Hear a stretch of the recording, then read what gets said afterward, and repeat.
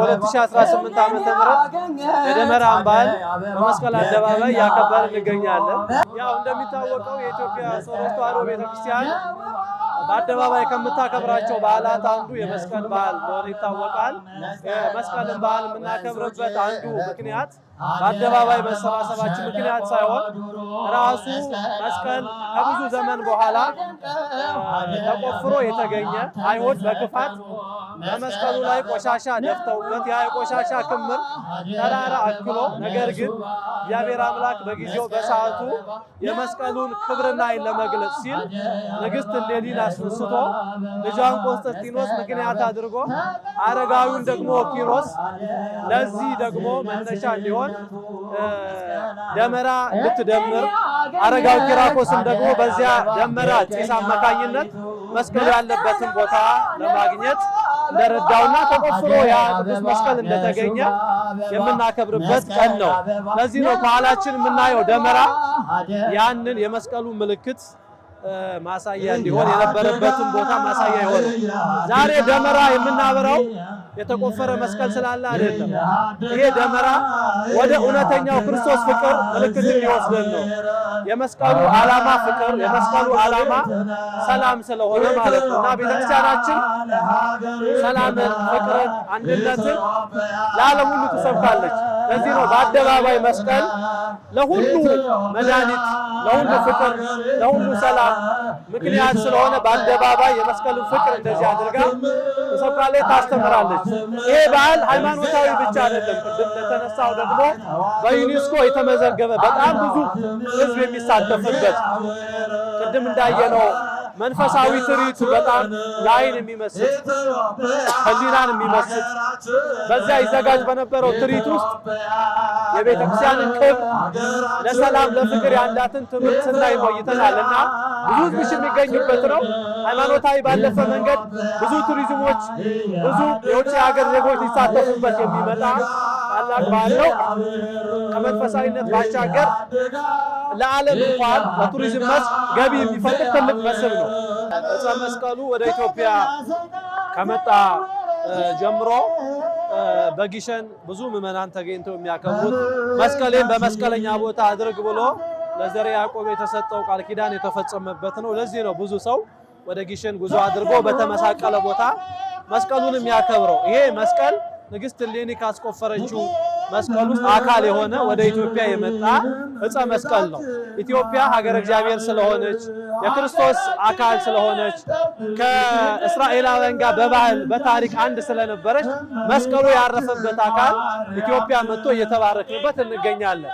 በዚህ ወቅት ደግሞ ለየት የሚያደርገው የኢትዮጵያ ሕዝቦች የህዳሴ ግድብ የገደቡበት ከኤፍራጥስ ከአራቱ ወንዞች መካከል ጊዮን የተባለው ኢትዮጵያን የሚያረሰርስ ኢትዮጵያን ባላት አቅም እንድታድግ ኃይል የሚያመነጭ የምትረሰርስበት የራሷ የሆነ አንድ ነገር የፈጠረችበት በፈቃደ እግዚአብሔር ሁሉ የአቅሙን ድርሻ አድርጎ የተከናወነበት ሰዓት ነውና መስቀሉ ወደ ኢትዮጵያ ሲመጣ አባቶቻችን ለመስቀሉ ክብር ለመስቀሉ የሰጡትን ክብር ዋጋ ከፍለው የዚች ሀገር ታሪክ እንዲሆን አድርገውታል መስቀሉ። በዚህ ዘመን ደግሞ ያለን ትውልድ ሰዎች እንዲህ ያለውን እያለፈን ይሄድ የነበረው ወንዝ ገድበን በታሪካችን በዘመናችን እንደ አባቶቻችን አንድ ታሪክ ሰርተናል ብዬ ገምታለሁ። እነሱ የሰሩትን ማቆየት ቢሆን እኛ ድርሻ፣ እኛ ደግሞ ለሚቀጥለው ትውልድ የምናስተላልፈው አንድ ታሪክ አግኝተናልና እድለኞች ነን ብዬ አስባለሁ። ሚዲያችን እንዲጠነክር አገልግሎታችን እንዲሰፋ ሚዲያውን እያገዝን ቤተሰብ እንሁን። እንኳን አብሮ አደረሰ።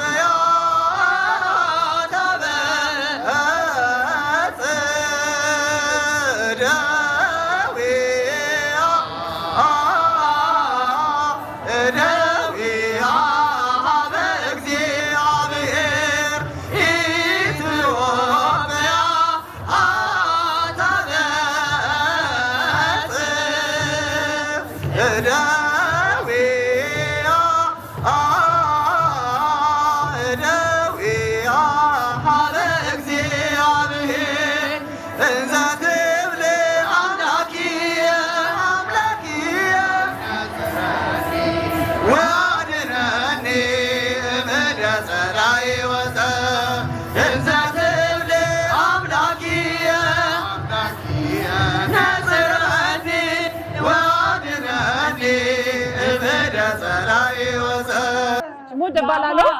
ፈረንሳዊት ነኝ። እዚህ መኖር ከጀመርኩ 24 ዓመት ሆኗል። The celebration is very nice, very interesting, very nice. It's not my first time actually. Every year I used to celebrate with my family. It's quite unique because I don't think this celebration happens anywhere else in the world. So it's very unique. As far as I know, I don't think so. I think it's a really a richness for Ethiopia to have this kind of celebrations, Christian celebrations, because it can attract a lot of tourists. I think, French people, any foreign people would love this kind of celebration. I'm sure. እሺ ለመላ ኢትዮጵያዊ እንኳን አደረሳችሁ ለብርሃነ መስቀል በዓል።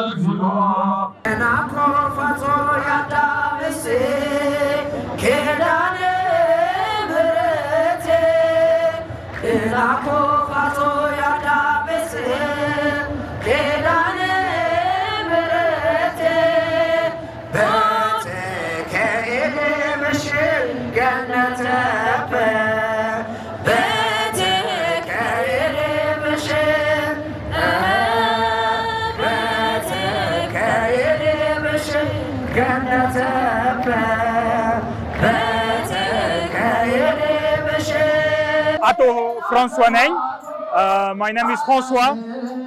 I am a head of mission of the French Catholic NGO SOS Chrétien d'Orient. We are here in Ethiopia for 2 years. And for me, I'm living here for 15 months. And it's my first time here, which is a celebration of finding cross. Yes. How do you see? How do you get here? Now, for me as a Christian, it's a wonderful experience. Not only it is impressive because there is a lot of people and the fire, but it's also beautiful to see the face of the people. It's not just a cultural event; it's also a face event. And for me, it's something very strong. It's beautiful to see that. Like this, in France, Christians are mostly Catholics. We don't have the same kind of. We have nothing like this, nothing as big, as impressive, no. It's wonderful to see that faith can bring together people, different people. Even from Ethiopia, I saw there were people speaking from Oromia, from Amara, from Sidama and other regions, and all together bring for this great event under the cross, which brings us all together in brotherhood. Even me, I'm a Farangi, but for me as a Christian, even if I'm not Orthodox, even if I'm not Ethiopian, this is something strong for me too.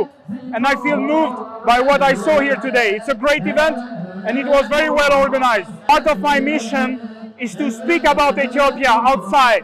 I made pictures, I made videos, and I will bring this picture to people in France, in Italy, in Hungary, in Belgium, in other countries, because most of the people don't know about this, even though it's a wonderful event. And so part of my mission after this is to talk about it and make it known by people worldwide.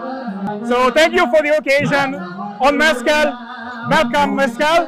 I wish a blessed Mescal for everybody around the world, and I wish peace for Ethiopia. የመጣንበት ደብር መንበረ ጸባኦት ቅድስት ሥላሴ ካቴድራል ሰንበት ትምህርት ቤት ነው። እኔ ስሜ የምስራች ሙሉ ነው ይባላል። መንበረ ጸባኦት ቅድስት ሥላሴ ካቴድራል ለኢትዮጵያ ምን ያበረክትላታል ብለሽ ታስቢያለሽ? የቅዱስ መስቀል በዓል በመጀመሪያ አንደኛ የኢትዮጵያ ባህልን ያመላክታል ብዬ አስባለሁ። ሁለተኛ ነገር ደግሞ የኢትዮጵያ ኦርቶዶክስ ተዋሕዶ ቤተክርስቲያን እምነትን ያሳየናል።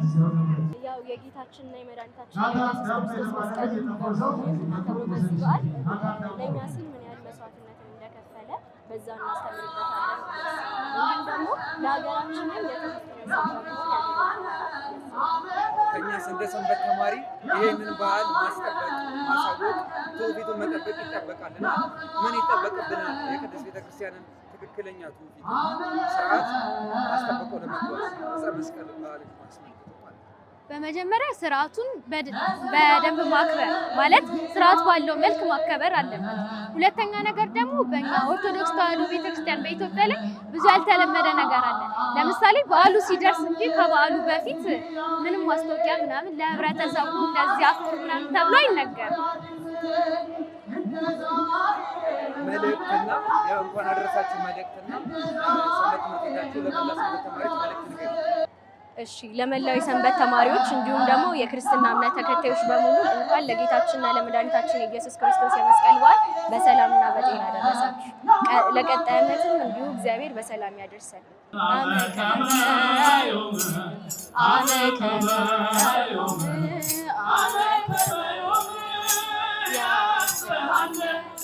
Ya